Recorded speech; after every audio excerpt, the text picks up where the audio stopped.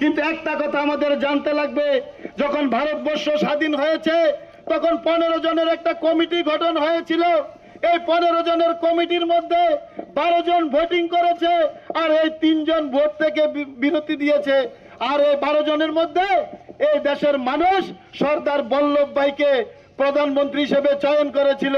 কিন্তু পণ্ডিত জওহরলাল নেহেরু, যারা ব্রিটিশের দালালি করত, ব্রিটিশদের দালাল ছিল, ওরা ব্রিটিশদের সাথে একটা যুক্তি করে ওরা বলছিল, যদি আমি প্রধানমন্ত্রী না হতে পারি তাহলে এই দেশের মানুষ এবং কংগ্রেস এই স্বাধীনতাকে মান্যতা দেবে না। তাই এটা মহাত্মা গান্ধী বুঝেছিল। তাই এই মহাত্মা গান্ধী বেটু পাওয়ার ইউজ করে উনাকে প্রধানমন্ত্রী বানিয়েছিল।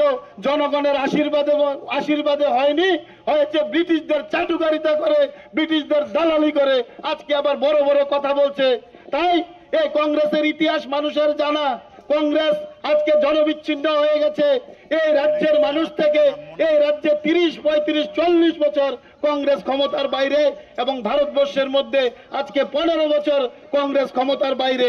আজকে ক্ষমতা লোভের জন্য বিহার নির্বাচনে একটা র্যালিতে, আগামী দিন যে নির্বাচনী র্যালিতে ভারতবর্ষের যশস্বী প্রধানমন্ত্রী মাকে একটা কুরুচিকর মন্তব্য করেছেন।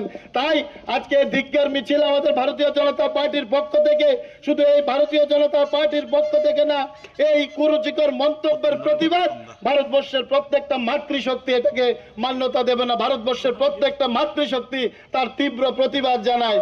তাই